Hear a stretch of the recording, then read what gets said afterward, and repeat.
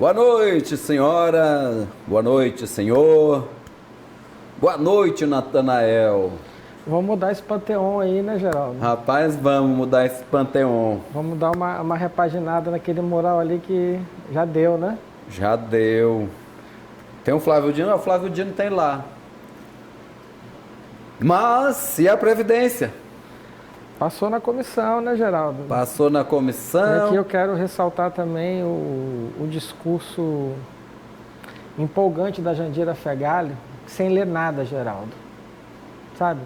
Dá gosto de ver parlamentares assim preparados ali para o embate. Embate, né, no bom sentido, né, do parlamento. Acho que o Márcio Gerri foi bem também essa semana naquela Moro, encarada com o Moro também. Foi sim, né? Foi forte também, né?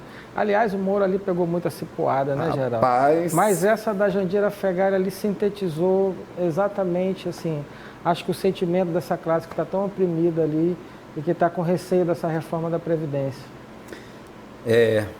Ela disse basicamente o quê? Isso que todo mundo tá sabendo, que é uma reforma que vai sacrificar as minorias, o trabalhador rural, né? E que não vai resolver os problemas do Brasil. E ela coloca, né, pontua, né, na verdade, a maldade que é quando coloca assim, até um salário mínimo. Pô, até, Geraldo, né? Começa lá em R$400, né, cara? E a gente sabe como é que vai ser isso aí. E o pobre coitado lá que está precisando lá, né? Vai deixar de receber os R$400, Geraldo? Não vai, né? Não paga nem os remédios. Aí vai, sabe? Né? E é catastrófico, assim. Eu lamento muito, né? Eu acho que ainda está em tempo do Congresso ali dar uma repaginada nisso, dar uma melhorada no que tange aí, principalmente os fundos de pensões e essa taxação A parada do do fundo de pensão acho que não passou, né? Foi retirada. Não, mas foi retirado porque teve a prova dos militares também. O fundo de pensão não, é aquela outra que os banqueiros querem. Isso, né, da privatização. É a privada. E aí, Geraldo, a gente está dando um passo aí no escuro, no obscurantismo, né? Tem gente que pensa, Natanael, que a gente está aqui falando mal do governo. Meus amigos, nós não estamos falando mal do governo. Nós estamos com medo do trabalhador brasileiro ser penalizado, não é isso? Geraldo, e assim, né, e as regras da aposentadoria, né, assim, você mata a esperança de quem trabalhou a vida inteira, que está chegando na reta final agora, que fez planos aí para desfrutar, né, de uma condição mínima, poder viver com dignidade. Sabe o que eu me lembrei agora, Natanael? Eu me lembrei de um videozinho que eu vi ano passado. Um sujeito do meio rural, bem simples, numa linguagem bem simples, explicando como é que era a vida nas pequenas cidades do interior. Que os pequenos comércios se reestabilizaram. Por quê? Porque as aposentadorias, os Fundef, os Fundebs que chegavam e a prefeitura conseguia contratar os seus funcionários. E essas pessoas mantinham esses pequenos comércios que mantinham uma iniciativa privada funcionando no município. Se nós acabarmos com as aposentadorias, se acabarmos com o Fundeb, que estão querendo acabar bem aí, os municípios vão se acabar. Quem é que vai sustentar os pequenos comércios? Quem é que vai sustentar o município? Ainda tem a ameaça, né, ao Bolsa Família. O Bolsa Família era outro que ele citou, que sustentava os comércios locais nos pequenos municípios. O modelo, né, Geraldo, até porque é muito simples o modelo econômico, né? E aqui eu tiro o chapéu para o Lula nesse aspecto, porque ele direcionou a economia, né, para movimentar o cidadão de baixa renda. Lá embaixo da pirâmide. E começou a base movimentar economicamente, o cidadão começou a comprar carro, começou a poder viajar de avião, começou a poder se programar, adquirir bens de consumo, e isso movimentou muito a economia, Minha Casa Minha Vida, uma série de programas ali que elevou a autoestima do cidadão, né, de baixa renda. E esse modelo econômico aí do governo Bolsonaro é o modelo, como a Jandira falou, da Escola de Chicago, de um péssimo aluno da Escola de Chicago, né, que está comprometido inteiramente com os banqueiros.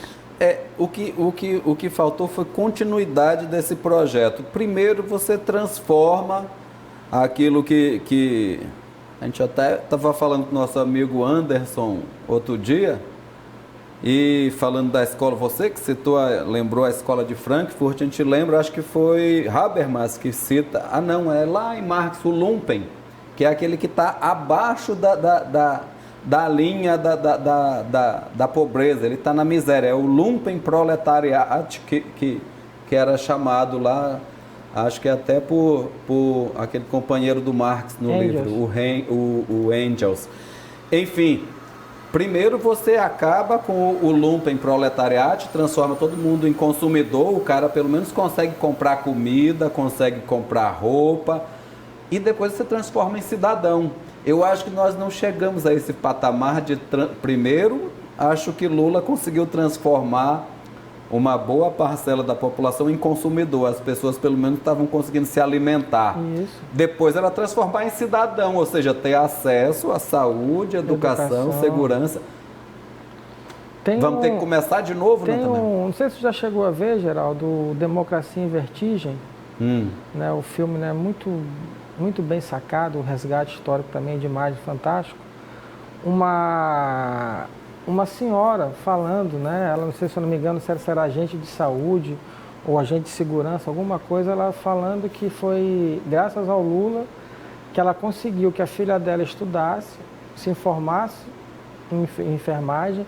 A irmã também se formou em ciências sociais, hoje dá aula, graças ao quê? Ao Bolsa Família que começou lá atrás. O problema justamente é aquele, para um discurso maléfico, a gente sabe que tinha fraude. Né? Infelizmente, nesse país, a corrupção é uma coisa endêmica, não tem como fugir disso. Mas, assim, tirou muita gente também, ajudou muita gente também. E são exemplos claros aí que a sociedade parece que fecha os olhos para não ver, Geraldo. Eu acho até bom a gente falar isso aí, porque a gente já recebeu aqui muita gente que é fanático por Lula, defende Lula, e eu não sou um defensor de Lula e nem você, mas você reconhece tudo de bom que Lula fez e eu também. E eu acho que é a primeira vez que a gente fala das coisas boas que Lula fez por esse país, né? Não fez, a gente sabe... E a gente reconhece, da mesma forma que quando a gente recebe aqui esses anti-Lula, eu acho que você ser apaixonado por Lula é um mal, e você ser um algoz de Lula, eu acho que faz mais mal ainda. A paixão na política é um mal. Eu acho que a paixão funciona na arte, ela funciona no casamento, né? Casamento sem paixão não existe. Mas na política é um perigo, porque a paixão fecha os teus olhos para os defeitos. E da mesma forma que o ódio fecha os teus olhos para a qualidade. Pois é, Geraldo, né? E assim, nós vemos a discussão, né? Por exemplo, muito se condenou o MBL aí, com aqueles videozinhos, né, mal feitos aí, condenou muito o Foro de São Paulo, né? Onde se organizou todo ali um bloco inteiro do Mercosul, buscando, né, alternativas econômicas para fazer frente ao imperialismo norte-americano. E hoje, nessa reunião do acordo do Mercosul, o que a gente viu? Um Mercosul fragilizado, né? Totalmente fragilizado, aos frangalhos, com a Argentina e Brasil ali, ainda gozando de um certo prestígio, até por questões históricas, né, e econômicas do tamanho do país, que é um país produtor, mas enfim, nada perto do que foi no passado, né, Geraldo? Mas a gente não sai da pecha de coadjuvante na história do comércio. Um navio, Natanael, que vem lá da Europa, vale por uns 2.000 navios que saem nossos daqui, porque a gente compra o quê? Celular, a gente compra produtos de alta tecnologia. E a gente exporta o quê? Soja, minério, carne. Mas o presidente agora anunciou que ele vai exportar bijuteria de nióbio, Geraldo. Aí a gente vai... Com essa vamos falar de saúde no próximo bloco. Vou dar lugar aqui ao nosso querido amigo professor Cidinho Marques. Né? Eu te agradeço, Natanael. Bom filho, a casa torna aí. Professor Cidinho é um querido da TV Guará. É isso? É isso. Bom, meus amigos, no próximo bloco eu volto, Natanael vai emprestar o espaço aqui para a gente receber o querido amigo Cidinho, que vai ser um dos nossos analistas, e a gente vai receber duas pessoas que trabalham com saúde e combatendo a dor. Nós vamos receber a fisioterapeuta Patrícia Lacombe, que vem de São Paulo ministrar um curso que acontece no sábado e no domingo. E vem acompanhado da Amélia Reis, que também é uma terapeuta corporal. E elas vêm aqui nos falar. Você que sofre de dor crônica, você que está precisando de uma ajuda, você vai ver aqui aonde que você pode ir atrás dessa cura, que muitas vezes é milagrosa. Até já, no próximo bloco. Voltamos aqui com os analistas e hoje, agora, nós estamos com os nossos convidados de hoje. Para minha alegria, assumindo o papel aqui do nosso segundo analista, o meu querido Cidinho Marques, professor Cidinho, neurocoach. Há muito tempo que eu quero o senhor aqui comigo. Eu que o diga, da saudade de voltar a essa casa que eu digo que é minha também. É um filho da TV Guará, com o grande inspirar. Recebemos também Patrícia Lacombe, que é fisioterapeuta, e ela tem uma especialidade que é sobre aquilo que eu falei no começo do programa, uma coisa universal da qual acho que dificilmente qualquer ser humano escapa, que é a questão da dor. Também está com a gente a Amélia Reis, que está fazendo aqui uma dobradinha com a Patrícia sobre um curso que eles vão desenvolver no final de semana. Primeiro, Patrícia, muito obrigado por tirar um tempinho para vir aqui nos analistas. Eu que agradeço, é um prazer. Amélia, minha querida Amélia, também seja muito bem-vinda. É um grande prazer poder participar do teu programa. Então, vamos começar, Patrícia.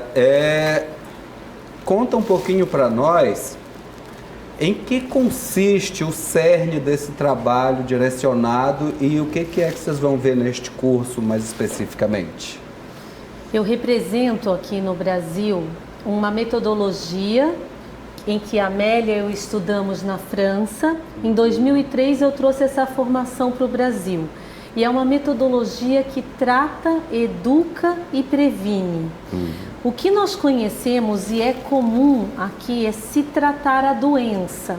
Essa metodologia, ela prevê o tratamento da causa, o cuidado do ser humano e olhar no todo, para que a gente não fique fazendo sessões intermináveis de tratamento e cuidados corporais sem objetivos definidos, sem olhar o indivíduo como todo, corpo e mente.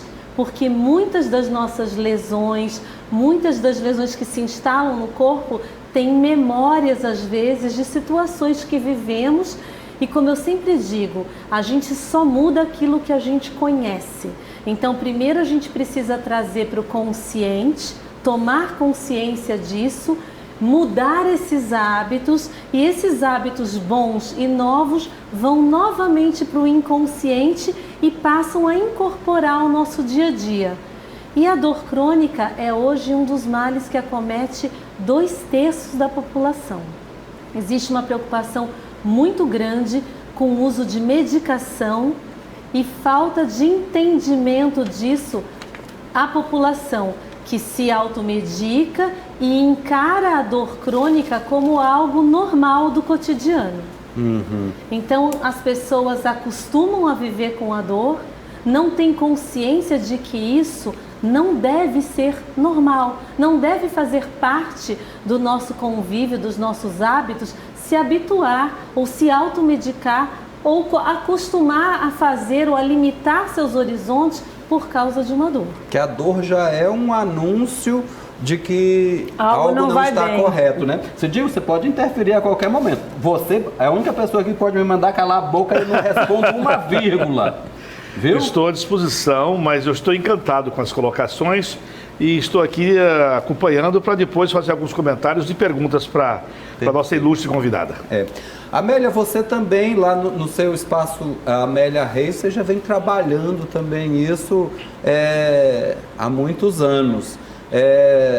E é uma dobradinha, pelo que eu percebi, você com a Patrícia, né? Lá no espaço nós fazemos esse trabalho tanto em grupo e por vezes um trabalho individual com aquelas pessoas que precisam um pouco mais de assistência. Mas atuamos muito, gostamos muito de atuar na prevenção. Qual é o tipo de público que vocês... Quem é que procura vocês? O nosso público é mais aquelas pessoas que já estão tomando consciência de algumas coisas na vida e que já se deram conta que precisa mudar, senão não melhora.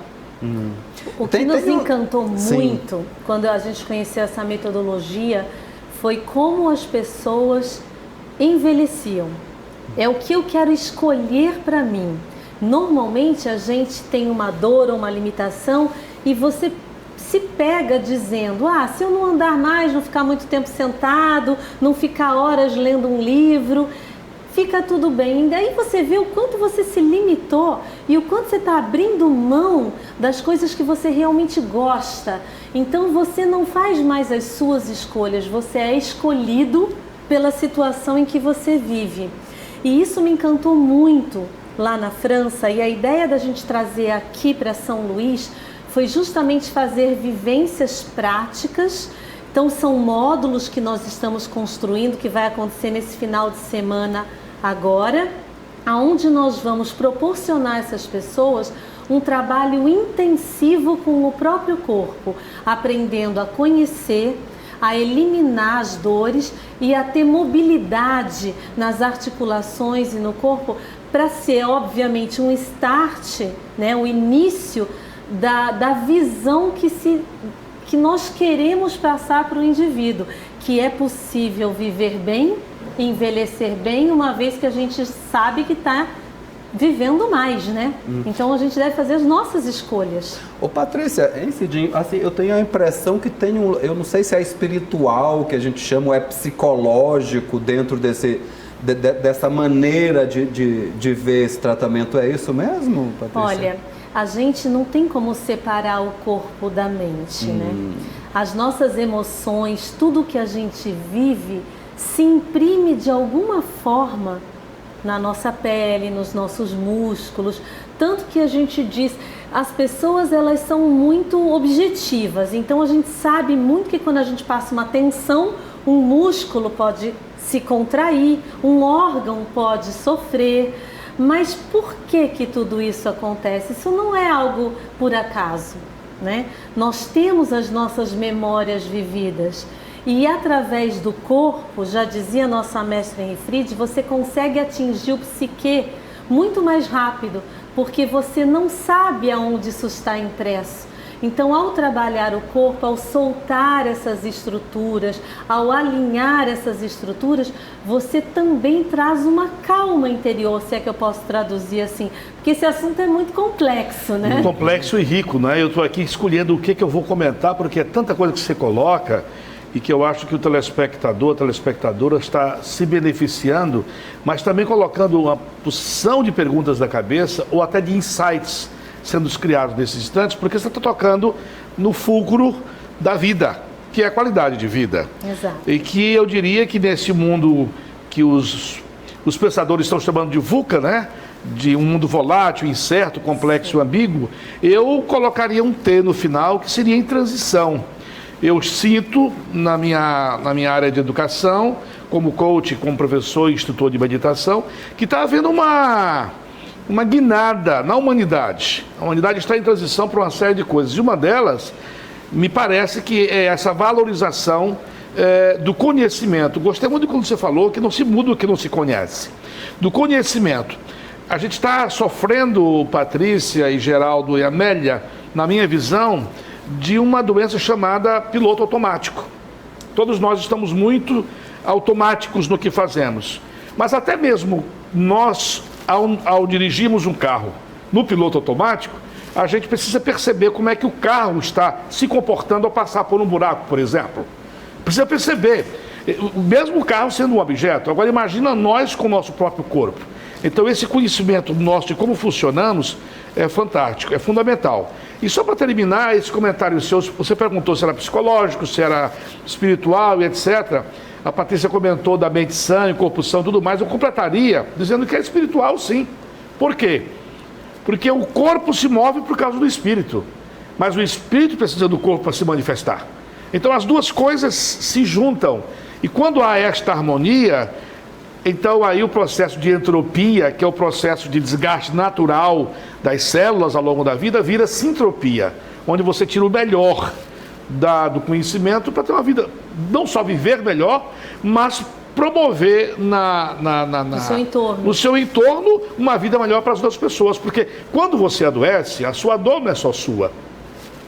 Tem muita gente que depende de você, né? Então, a responsabilidade holística diz que a gente não pode, não deve pensar só nos nossos próprios tratamentos. Porque ao nos tratarmos, nós também terminamos tratando o entorno.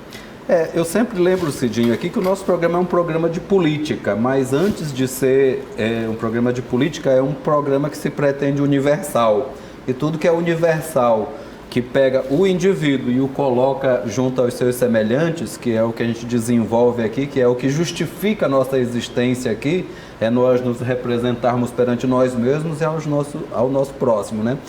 Aí o Cidinho citou a palavra aqui que vinha me martelando enquanto Patrícia falava, que é a holística, né?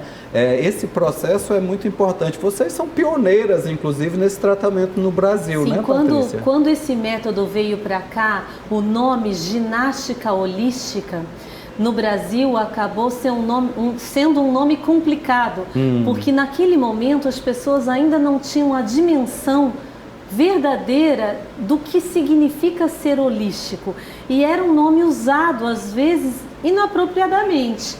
Hoje sabemos que o que quer dizer holístico é o todo, é aquela visão do indivíduo, porque a medicina ela teve que se especializar muito para conseguir os avanços que é um fato, nós tivemos avanços na medicina, mas hoje se vai num especialista de joelho, e quando você diz eu tenho um problema de ligamento, o especialista lhe diz, não, minha especialidade é menisco, mas o joelho está ligado com o pé, está ligado com o quadril. 80% dos pacientes que eu recebo com indicação cirúrgica de coluna não tem problema na coluna necessariamente, teve um problema no quadril, passou a andar errado, a pisar mal e desalinhou. Então, pegando o gancho do Cidinho do carro, imagina que no carro é muito claro para a gente que precisa de um balanceamento, de um alinhamento para aquilo funcionar bem. Se eu tiver uma roda torta, o que vai acontecer com o meu carro?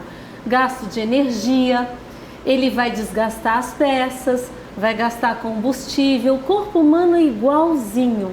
Eu estou sobre as minhas duas pernas. Se essas engrenagens não tiverem toda uma forma, um trilho correto de ser, de caminhar, de se movimentar, vai afetar a coluna vertebral e assim por diante. Então, eu tenho uma experiência vasta de 40 mil atendimentos mês em todas as frentes de trabalho, e nós conseguimos hoje eliminar 94% das cirurgias de coluna. Por quê? Porque se pensa exatamente nisso. Quando me perguntam o que você faz, eu tenho vontade de dizer funilaria e pintura. Porque, na verdade, são esses pequenos ajustes que a gente vai fazer no corpo humano que permitem que ele envelheça bem. E que funcione Perfeito. de forma Eu queria saudável. provocar a Amélia agora, se me permite, Patrícia, eu queria provocar a Amélia porque a Amélia foi que me introduziu a terminologia movimento consciente. Quando eu a conheci nesta linha de trabalho, eu já conheço a Amélia há mais tempo, mas quando eu a conheci do seu espaço, a palavra, a frase movimento consciente me tocou profundamente. Por quê? Porque acredito que, pegando também o seu gancho, que a gente não desenvolve sem o autoconhecimento. Então, o autoconhecimento é a base. Ao nos conhecer, a gente pode nos desenvolver para chegar a uma autonomia.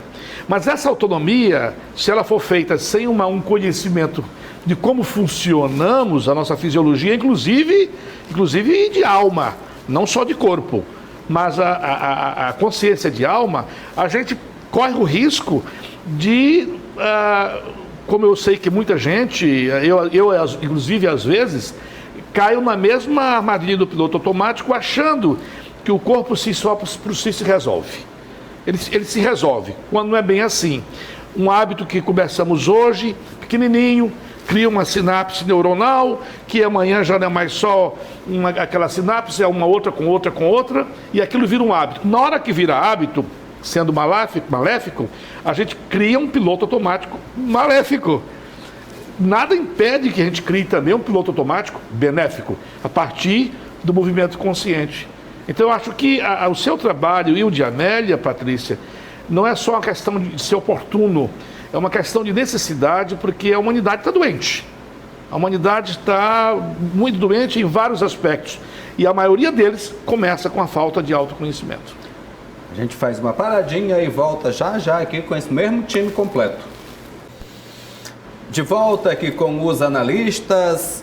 Hoje temos a ilustre presença do meu querido Cidinho Marques e as nossas convidadas, a Patrícia Lacombe e a Amélia Reis. E nós estamos falando sobre saúde. Porque curar a dor é gerar saúde. Então nós não estamos falando sobre dor, nós estamos falando sobre saúde. Você falou, Patrícia, ainda agora, de toda essa detecção que alguém que acha que está com problema de coluna, mas foi um problema que começou lá no calcanhar. Como é que você descobre isso? Esse é o nosso segredinho, né? Vai fazer GH. Na verdade, assim, o corpo, ele mostra para você. A gente sabe o que chama-se fisiológico. Né? Fazendo o comparativo de novo com o carro, o que funciona bem, corretamente, é o fisiológico no corpo. Então, nós sabemos que a cabeça, por exemplo, tem que estar alinhada num determinado espaço da coluna, para que o peso dela não influencie maleficamente. Então hoje, lá na França, estão estudando o que é a doença do futuro. E olha que curioso, todo mundo usa hoje dispositivos móveis, smartphones e fica com a cabeça pendurada para frente. Ela pesa de 5 a 6 quilos.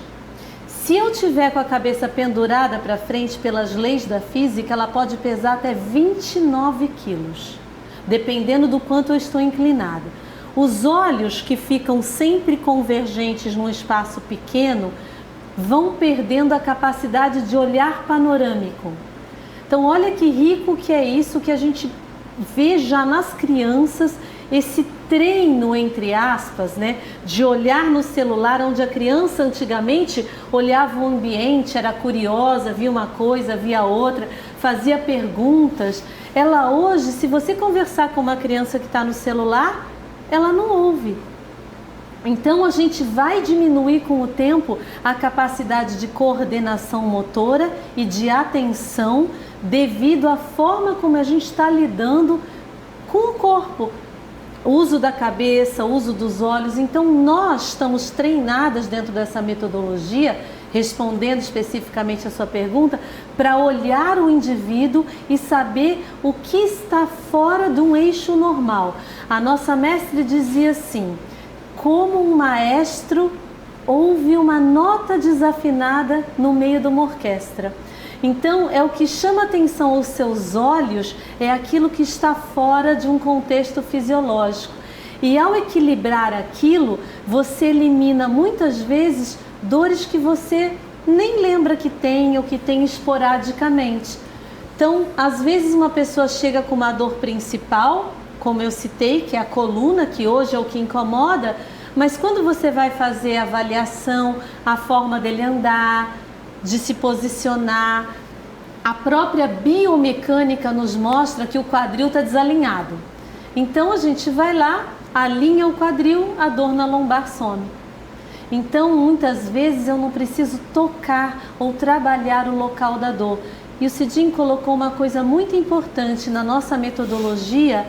Eu acredito que todas essas metodologias, essas inspirações vêm da mesma base, e cada uma segue nuances diferentes, mas todas estão dentro de um contexto único, que é esse trazer para o consciente aquilo que está maléfico, que está errado.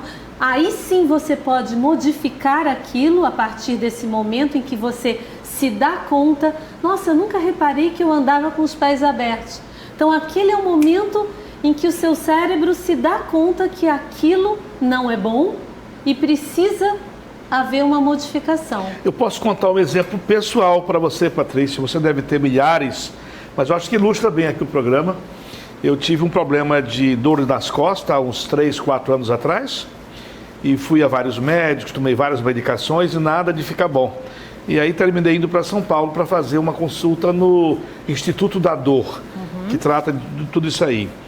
onde o especialista, quando me atendeu, disse: volte amanhã para conversarmos com a equipe. E esta equipe me fez 50 perguntas. E as perguntas não eram onde dói ou coisa parecida. As perguntas eram: você quer sentar para a gente ver você sentar? Você quer calçar o sapato para a gente ver você calçar o sapato? Você quer apanhar um objeto do chão? E lá no final das contas o diagnóstico e a indicação for: o seu problema não é nenhuma dor causada por alguma, vai chegar a esse ponto se você não cuidar. Você não está sabendo calçar o sapato, você não sabe se sentar, você está, inclusive no seu andar tem alguns problemas. Aí eu passei uma semana aprendendo exercícios de fisioterapia, tomei alguns remédios, porque a dor é insuportável mesmo. Sim. Mas o que me curou foi uma reeducação de movimento. Tá vendo? Outro dia eu fiz até um programa de tipóia aqui. Será que se eu tivesse entrevistado as moças antes, eu não tinha metido parafuso nos meus manguitos? Pode te dar certeza. E eu fiz a mesma coisa. Eu fui lá em São Paulo, o médico lá me disse a mesma coisa do daqui. Não, mas lá estava rachado mesmo o nervo, bem no meio, eles me convenceram. Mas eu não sou... É que às vezes chega num ponto da lesão que não é mais possível voltar atrás. Se eu tivesse ido antes, né? Sim. Mas veja só, o Cidinho já até tocou nesse assunto aqui dos males do século XXI. E você citou algumas vezes, não, os carros aqui eu já estou verdadeira oficina. Você citou o celular. E não só o celular, o computador. Cidinho, eu ainda escrevi eu sou novo, lógico, né? Mas eu escrevi o meu primeiro livro ainda na máquina de escrever, sabia? Era um horror, inclusive, esse romance.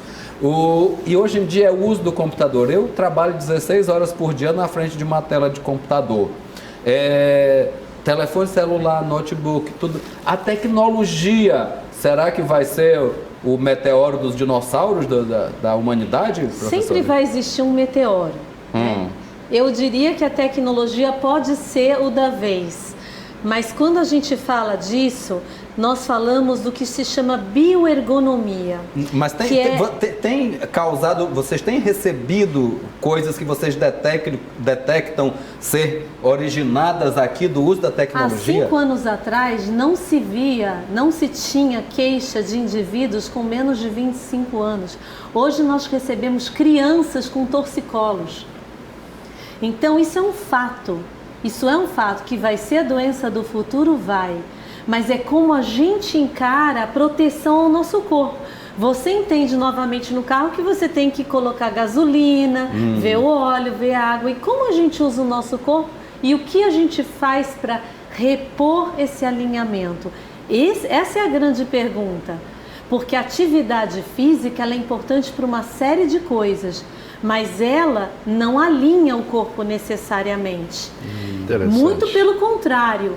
Se eu tiver um ombro mais alto, um desvio de coluna, um joelho que está para dentro, ao fazer atividade física, eu estou muitas vezes favorecendo o desalinhamento. Reforçando o padrão. Então, esse trabalho que a Amélia desenvolve do movimento consciente é educativo. Não se consegue fazer nenhuma modificação a longo prazo se você não tem um processo educativo. Em nada na vida, em nada.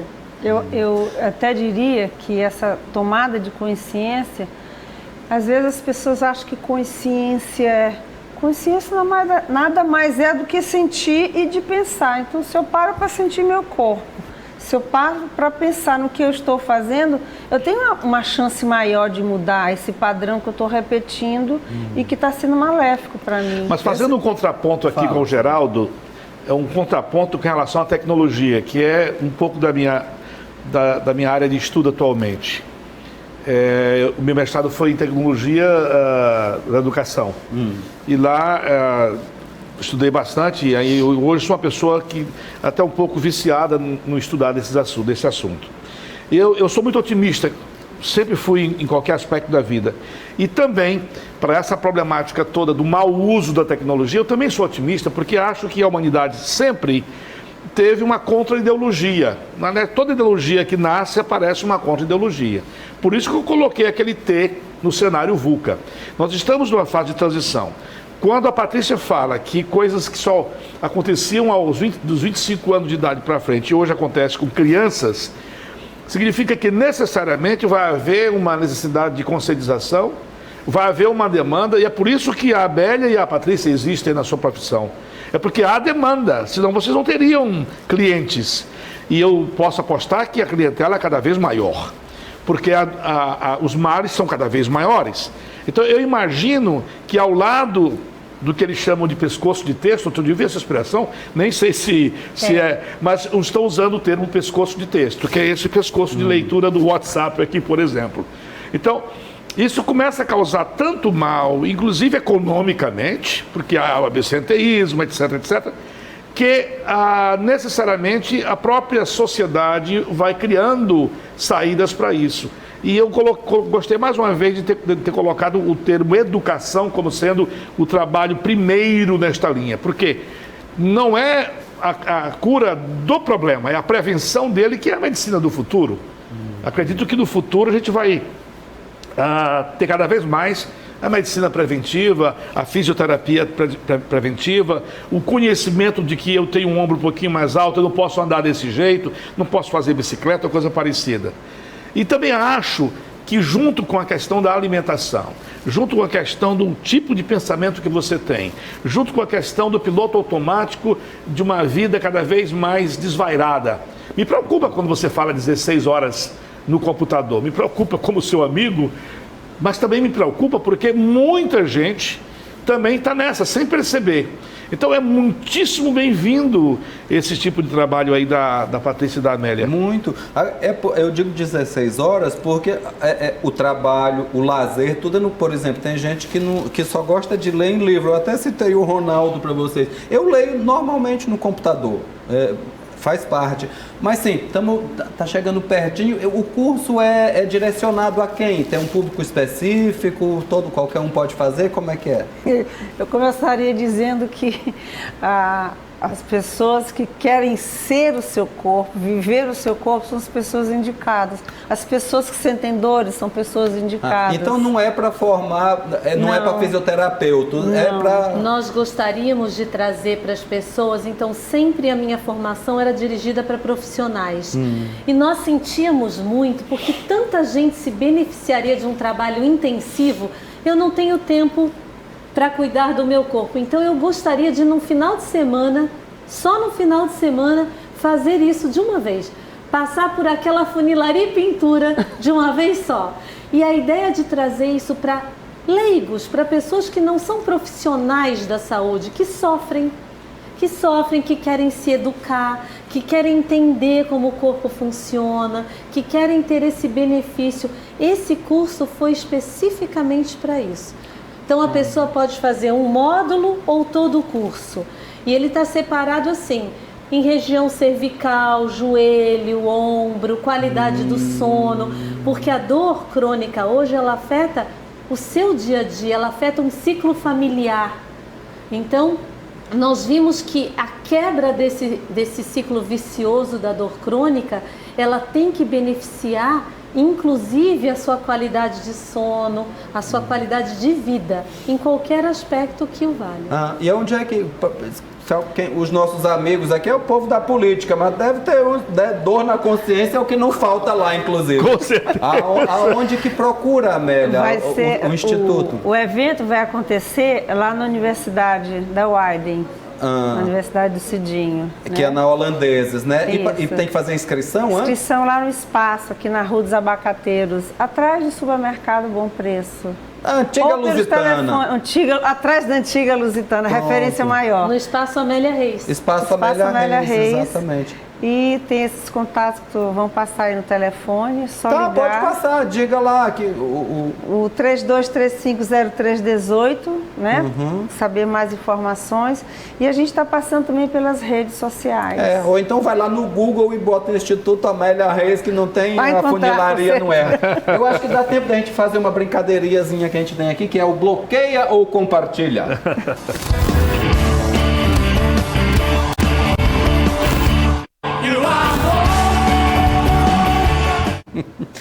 Eu botei umas pessoas aqui que tem a ver com saúde e com educação, já que é a mistura do negócio aqui. Mas o programa é de política, então bora falar, não falamos. Acho que é a primeira vez que esse programa não fala mal de político.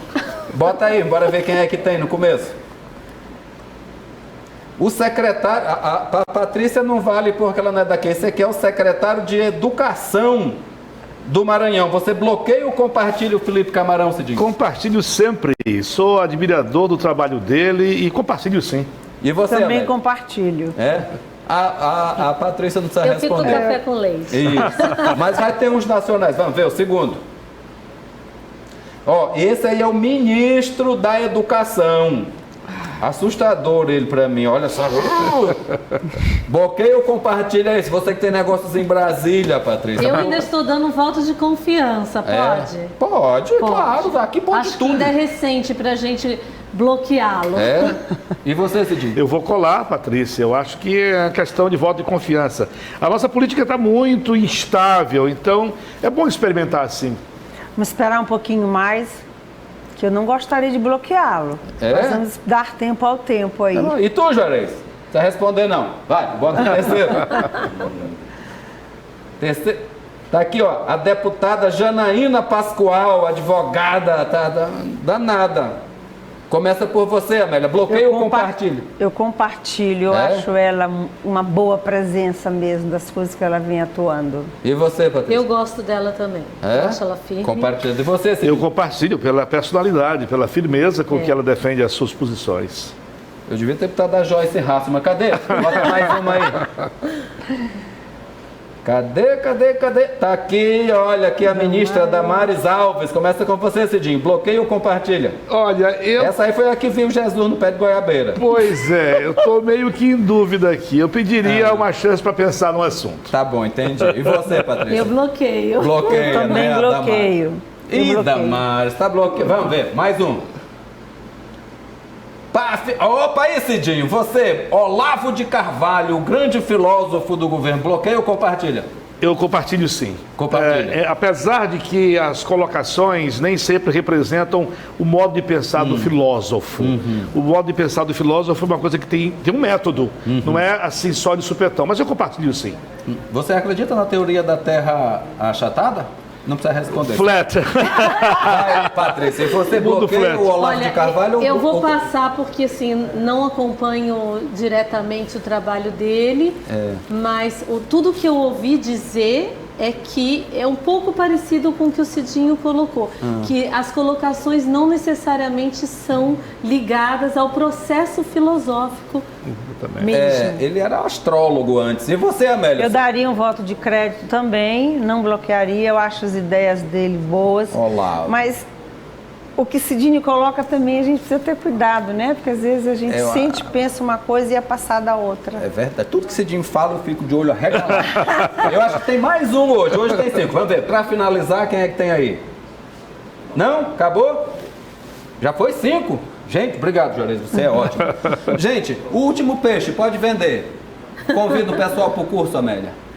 Olha, estou convidando que corram, porque já estamos no final dos módulos, já estão quase.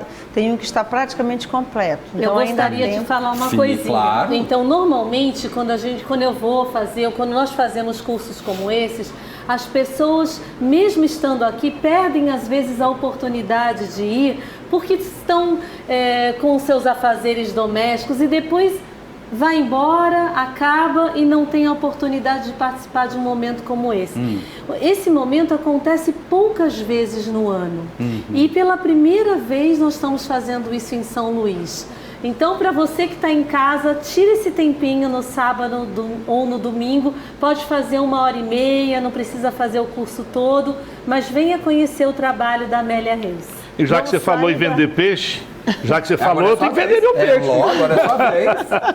A ISL Weiden, nossa faculdade aqui em São Luís, que fica na Holandeses, antigamente era o COC e o IASG, agora é a faculdade ISL Weiden, tem uma honra e uma alegria muito grande de receber uma coisa que defende uma causa tão nobre. Até porque a faculdade ISL Weiden é voltada para a vida, é voltada para o bem-estar, é voltada não é só para o currículo, para a parte intelectual acadêmica, mas tudo que fazemos ali dentro tem a ver com a qualidade de vida das pessoas. Então, tem tudo a ver. Primeiro, eu pessoalmente compro esta causa, mas além de mim, todo o corpo docente, toda a estrutura da faculdade fica honrada com a promoção da Amélia Reis e com o trabalho da Patrícia nesse final de semana. Obrigado às senhoras por ter vindo ensinar um pouco para a gente a tratar bem o corpo. E obrigado você, Cidinho, por vir fazer parte aqui dos analistas do nosso programa, que tem botado pulga atrás da orelha de uns e meio quilo atrás das minhas orelhas aqui. Pelo amor de Deus! E ao senhor e à senhora, vamos deixar a dor de lado, porque a batalha é diária e nós não abrimos mão da luta, porque aquilo que corre no nosso sangue chama-se coragem, chama-se fé, e é com elas que nós seguimos adiante. Muito obrigado a todos. Até a próxima oportunidade.